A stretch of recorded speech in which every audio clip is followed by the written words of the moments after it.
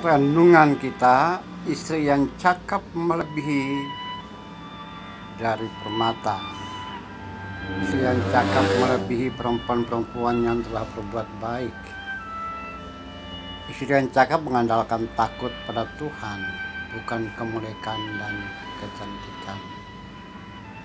Ia menikmati hasil usahanya dan dipuji banyak orang karena karyanya. Suaminya percaya kepadanya, suaminya tidak berkekurangan. Perubahan Amsal 31 ayat 10 sampai 12 dan 29 sampai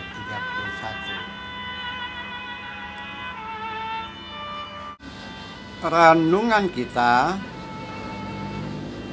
memperhatikan kata-kata bijak, kata-kata Amsal dan hikmat dari Lemuel tentang istri yang cakap. Lebih berharga dari permata. Ya, suaminya percaya padanya.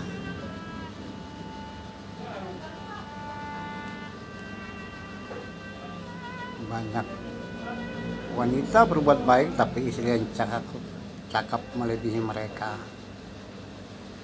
Istri yang cakap mengandalkan takut pada Tuhan dan bukan kemolekan dan kecantikan. Istri yang cakap akan menikmati hasil karyanya dan dipuji oleh banyak orang. Ya, itu ungkapan yang penuh hikmat yang bersifat puji-pujian terhadap istri yang cakap yang diungkapkan oleh Lemuel, raja, tentang permasyurinya, atau bahkan untuk puji-pujian kepada para istri rakyatnya. Ya, rakyat yang memiliki istri yang taat pada Tuhan, yang cakap, yang tidak mengandalkan kekayaan, kemolekan, yang dipercayai suaminya untuk melakukan banyak hal. Bahkan istri yang takut pada Tuhan itu menjadikan suaminya diberkati oleh Tuhan. Usahanya berhasil, ya, tidak akan kekurangan. Karya yang dilakukan oleh suaminya mendapat banyak hasil. Bahkan istri yang cakap juga melebihi orang-orang yang telah berbuat baik, perempuan yang berbuat baik. Saudara-saudaraku dalam Tuhan, saudara-saudara dalam kemanusiaan,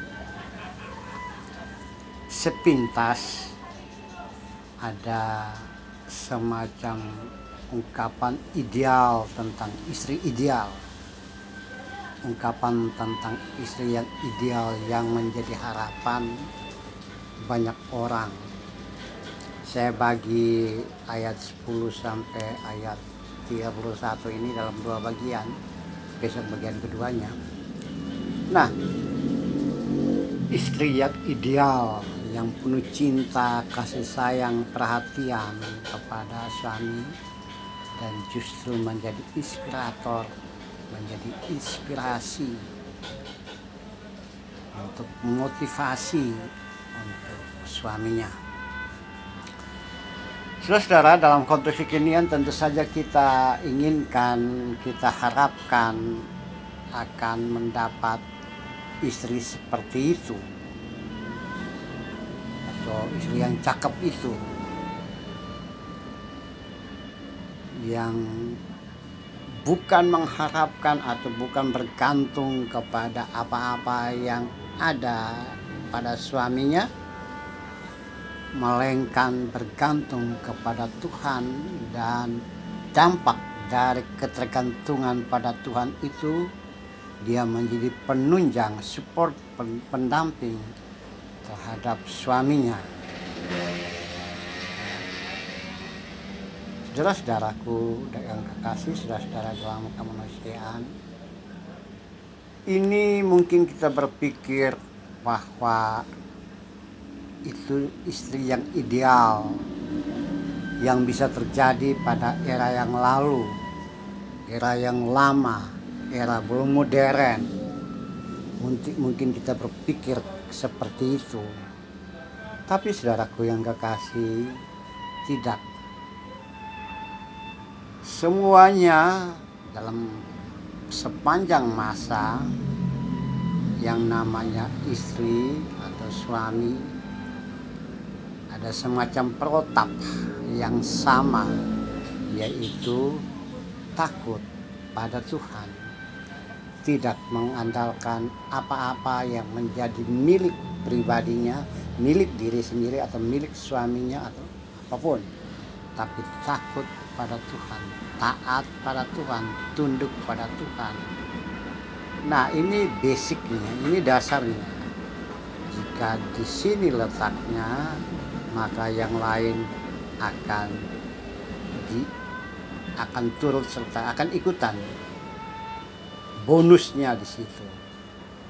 Saudara-saudara, Anda sekarang sebagai istri atau sebagai suami, kuncinya sama, takut pada Tuhan, bukan mengandalkan sesuatu, bukan mengandalkan kepandaian, kekayaan, kecantikan, atau kemampuan diri sendiri dalam hidup dan kehidupan. Jika diungkapkan di sini tentang takut pada Tuhan, maka itu bukan melulu milik seorang perempuan atau seorang istri dalam hidup dan kehidupannya, tapi semua laki-laki dan perempuan, suami dan istri patut mengandalkan Tuhan dalam membangun hidup dan kehidupan bersama dalam rangka membawa generasi mereka penerus ataupun anak cucunya ke depan, masuki hidup dan kehidupan masa depan yang lebih baik, yang gilang gemilang.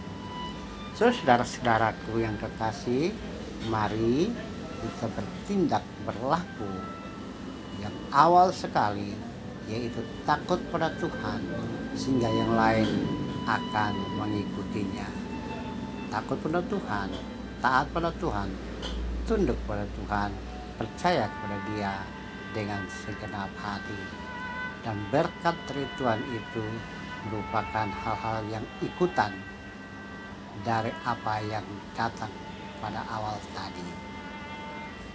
Kita tunduk kepala. Tuhan, jadikan kami mengandalkan Engkau dalam hidup dan kehidupan, dan kami bisa menikmati berkat-Mu karena kami takut pada